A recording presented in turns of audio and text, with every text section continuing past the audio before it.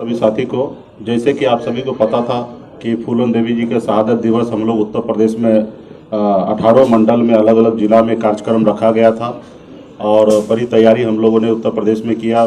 पटना से प्रतिमा बन के उत्तर प्रदेश पहुंचा, लेकिन सरकार एंड टाइम पे प्रतिमा नहीं स्थापित हो या माल्यार्पण ना हो, उसके लिए उन्होंने सब जगह कैंसिल कर दिया कार्यक्रम और कोई भी कार्यक्रम करने का अनुमति नहीं दिया गया।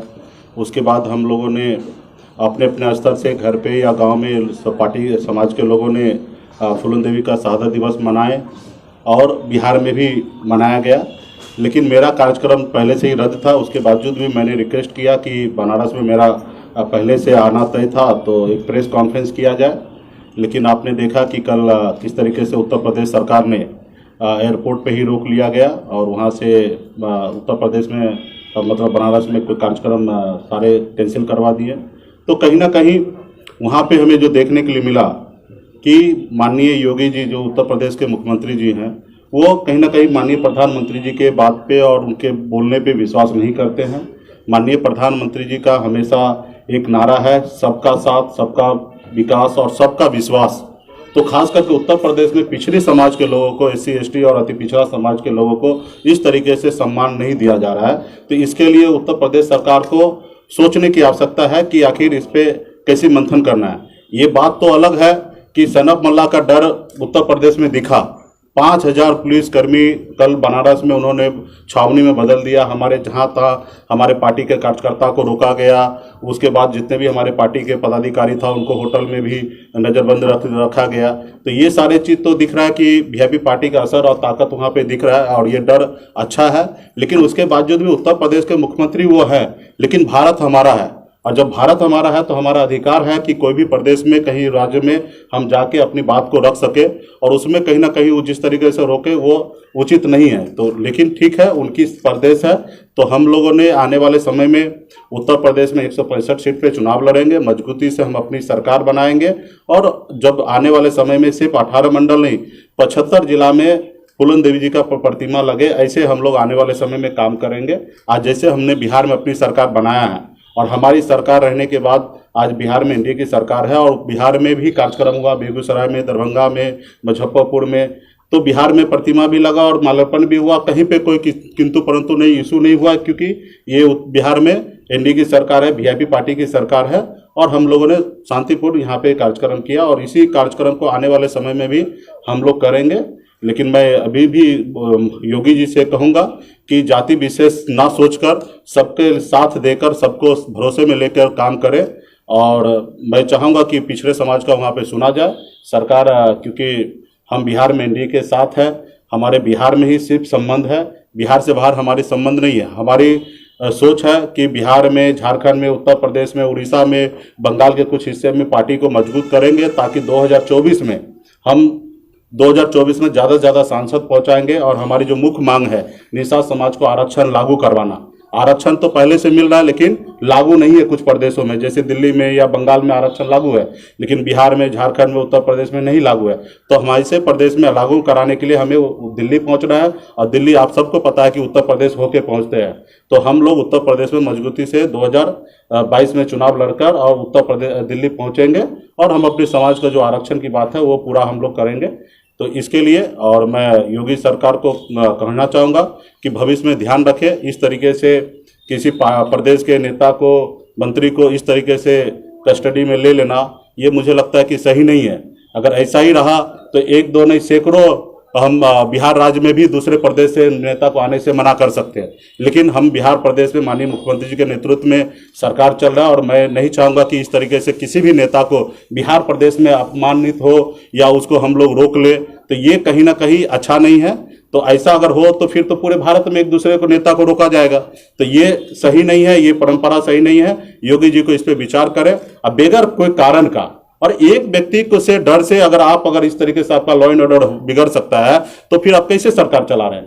फिर तो आपको सोचना है, आपको विचार करना कि आपको इतने बड़े प्रदेश का मुखिया आप कैसे बने हैं। तो इसके लिए आपको हर नेता को, हर जनता को आपको सुरक्षा देना आपका काम है। आप सरकार में हैं, आज जैसे हम लोग सरकार में, तो हमारा हर एक जवाबदेही हम पे बनता है, माननीय मुख्यमंत्री नीतीश कुमार जी पे बनता है कि बिहार के हर एक नागरिक को सुरक्षा देना। उसी तरीके से उत्तर प्रदेश सरकार का भी बनता है। तो कहीं ना कहीं हमें ये देखने के लिए नहीं मिला। भविष्य में भी इसी तरीके से बहुत सारा कार्यक्रम होगा। अगर ऐसे किसी प्रदेश का मुखिया का अगर ऐसा मनमाना हुआ तो ये तो भविष्य में अच्छा नहीं रहेगा कोई भी प्रदेश के लिए, कोई भी राजनेता के लिए। तो इसके लिए देवेगौड़ा जी समझेंगे, और विशेष तो वो उनकी राजनीति है, वो अपने हिसाब से कर रहे हैं, और हमारा मकसद है कि समाज को वहाँ जोड़ना। अब मुझे लगता है कि जब कल अगर 18 मंडल में कार्यक्रम होता तो जितना समाज कल यूनाइट हुआ उतना शायद नहीं होता। कल पूरे भारत के निषाद जो फूलन देवी को मानने वाले लोग हैं, सब लोग एक मंच पे, एक प्लेटफॉर्म पे आए हैं। फूलन देवी 2 बार सांसद रही है, चंबल से लेकर वो सफर को तय किए सांसद तक पहुंचे, सम्मानित पद पे रहे हैं। उसके बाद उनका हमेशा विचार रहा, सपना रहा कि पूरे भारत के निषाद को एक करे। आज उन्हीं के बताए हुए रास्ते पे हम लोग चल रहे हैं। मैं तो मानता हूं कि फूलन देवी अभी भी जिंदा है। आज उनके बताए हुए रास्ते पे, उनके विचार पे आज हम लोग काम कर रहे हैं और समाज को जोड़ रहे हैं। आज फूलन देवी जिंदा रहती, हम लोगों के बीच में रहती, तो शायद आज ये दिन नहीं रहता, आज निषाद समाज बहुत आगे निकलता। लेकिन उनके बताए हुए रास्ते पे हम लोग आने वाले समय में काम करेंगे, और उत्तर प्रदेश में वीरांगना फूलन देवी का सम्मान हमेशा बना रहे, बिहार में भी बनाएंगे, और पूरे प्रदेश में हम लोग कार्यक्रम करेंगे। धन्यवाद। चुनाव के वक्त क्यों याद आया आपको? आप सभी को पता होगा कि फूलन देवी जी का कार्यक्रम आज से नहीं, जब से हम पॉलिटिक्स में, राजनीति में, सामाजिक संगठन में आए तब से हम काम कर रहे हैं। आप 2018 में अगर आप सभी को याद होगा तो फूलन देवी शहादत दिवस के रोज हम 5000 महिला एक ही कलर, एक ही साड़ी में, एक ही ड्रेस में पटना के रोडों पे उन्होंने फूलन देवी का कृष्ण हॉल में कार्यक्रम हुआ था।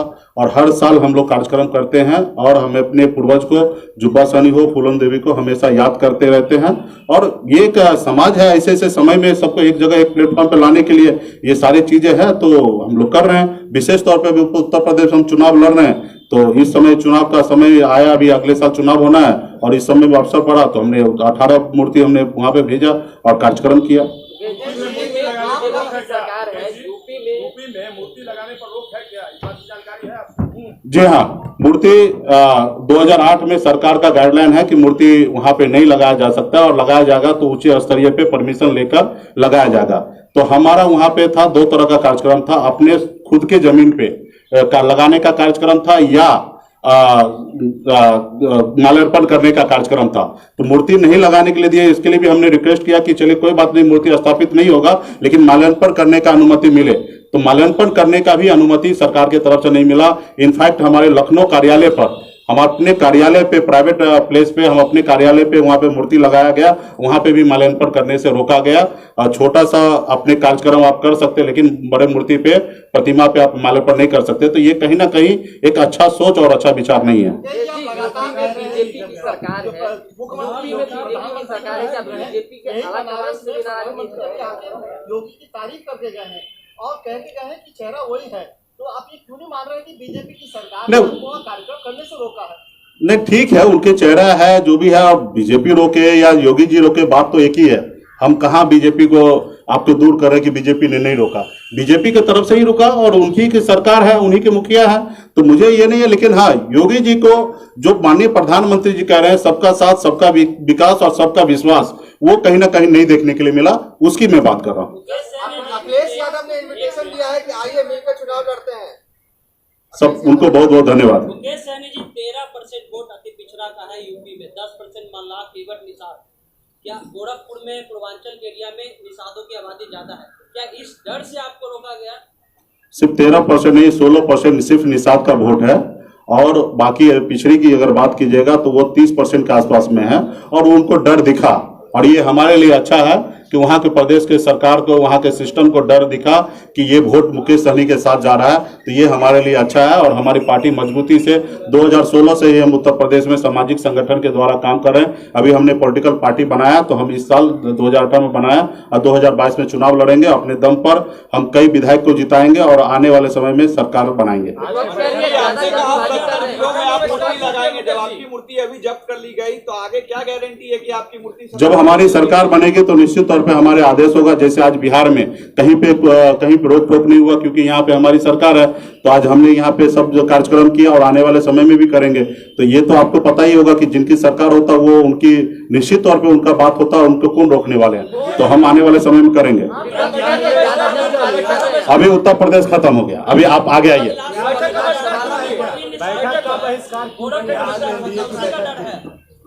देखिए, बिहार में आप सभी को पता है कि माननीय मुख्यमंत्री नीतीश कुमार जी के नेतृत्व में बिहार में सरकार हमारी चल रही है और हमारे बिहार सरकार के मुखिया नीतीश कुमार जी हैं। और ये बात सत्य है ना कि 4 पार्टी के सहयोग से बिहार में एनडीए की सरकार है, जिसमें बीजेपी, जेडीयू, वीआईपी और हम पार्टी। तो बीच में कुछ दिनों से एहसास नहीं हो पा रहा है कि 4 पार्टी का गठबंधन से सरकार चल रहा है।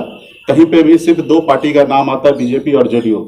वीआईपी पार्टी हो या हम पार्टी का नाम वहां पे नहीं पहुंच पाता है। तो मुझे लगता है कि ऐसे एनडीए में बैठक उचित नहीं होगा। हम सरकार के साथ है, माननीय मुख्यमंत्री नीतीश कुमार जी के साथ है। जहां पे वीआईपी पार्टी को अगर सम्मान नहीं मिल सकता, ऐसे मंच पे जाके क्या बात रखेंगे। तो इसलिए बहुत सारा इशू है। इसके लिए हम सब बैठकर अगर एनडीए अगर चाहेंगे, एनडीए के सभी नेता, तो बैठकर इस पे मंथन किया जाएगा कि कहाँ चूक हो रहा, कहाँ समस्या है। ये घर की बात है, घर में हम लोग सलटाएंगे। ये बात निश्चित तौर पे है कि एनडीए नजर नहीं आता है। तो एनडीए नजर अगर नहीं आ रहा तो मेरा इसी बात से तकलीफ है और इसलिए मैं वहां पे नहीं गया हूं। आज हमारे माननीय मांझी जी हैं, इतना सम्मानित नेता है, पूर्व मुख्यमंत्री रहे हैं। आज उनको भी सरकार में बेहतर जगह होना चाहिए। आज हम लोगों के सहयोग से बिहार में सरकार चल रहे हैं। तो ये सब चीज़ को कहीं ना कहीं एनडीए के प्लेटफॉर्म हो जहां पे ये सब बात को रखा जाए और सारे चीज़ देखा जाए कि कहाँ पे लॉ एंड ऑर्डर में क्या सही है, कहाँ नहीं है, कहाँ बाढ़ में क्या समस्या नहीं है। जब इस पे बैठ के हम लोग मंथन करेंगे तो बहुत सारा चीज़ निकलेगा। लेकिन जब बैठक ही नहीं हो रहा तो फिर बात नहीं हो पा रहा है। और आप सब भी ने देखा कि किस तरीके से पदाधिकारी यहाँ पे हावी है। हमारे माननीय सम्मानित मंत्री ने कहा कि चपरासी तक बात नहीं मान रहे। तो आखिर ऐसे कौन पदाधिकारी है, कौन ऐसे चपरासी है कि वो बात नहीं मान रहे। तो ऐसे भी जगह पे बात करने की आवश्यकता है। और बिहार के जनता ने हमें चुना है, हमारी सरकार को बनाया है, माननीय नीतीश जी को मुखिया बनाया है। तो आज हम लोगों का एक मकसद है कि बिहार के जनता को लिए काम करें, युवा के लिए काम करें। हम लोगों ने लक्ष्य रखा है कि 5 साल में 19 लाख युवा को रोजगार देना। तो 19 लाख लोगों युवा को रोजगार देना तो कैसे होगा। उसके लिए तो प्लानिंग करने की आवश्यकता है, सबको एक टीम वर्क बन के काम करने की आवश्यकता है। सिर्फ हम पॉलिसी बनाने से नहीं होगा। तो इसके लिए बहुत सारा चीजें हैं और मुझे लगता नहीं कि सब बात इस प्लेटफॉर्म पे रखने की बात है। रहा कि हम लोग आने वाले समय में नहीं, इस्तीफा क्या देना है, इस्तीफा किसको देना है। ये सरकार हमारी है। आप अपने पैर पे कोई कुल्हाड़ी मारता क्या। ये सरकार हमारा है और हम किसको इस्तीफा देने के लिए जाएंगे। ये 4 पार्टी का सरकार है और अपने बात को देखिए, अपने बात को देखिए, सुनिए ना, अपने बात को रखने का सबका अधिकार है। आज हम अपनी बात को हमने रखा है। हमारे एनडीए घटक दल में सबको समझेंगे, बात करेंगे कि ये बात सही है कि एनडीए नजर नहीं आ रहा 4 पार्टी का। तो आने वाले समय में 4 पार्टी का एनडीए दिखे, इसके लिए हमारे सभी साथी को सोचने की आवश्यकता है। सरकार हमारे मुख्यमंत्री जी के नेतृत्व में बहुत अच्छा चल रहा है। कह सकते हैं हम लोग एक दूसरे को मिलना जुलना एनडीए के सभी नेता से अच्छा है। लेकिन कुछ चीजें ऐसे हैं कि जो जब तक हम लोग हर हफ्ता 15 दिन में नहीं बैठेंगे, 1 महीने में, तब तक ये चीज सॉल्व नहीं होगा। तो इसके लिए भी एक ऐसा प्लेटफॉर्म हो जहां पे सब आदमी बैठ के अपने बात को रखे। तो ये इसके लेके हमें थोड़ा सा एहसास हुआ कि एनडीए नहीं दिख रहा, इसलिए हम एनडीए के बैठक में नहीं गए। बाकी हम लोग एनडीए के साथ हैं, सरकार में है, सरकार मजबूती से चलेगी।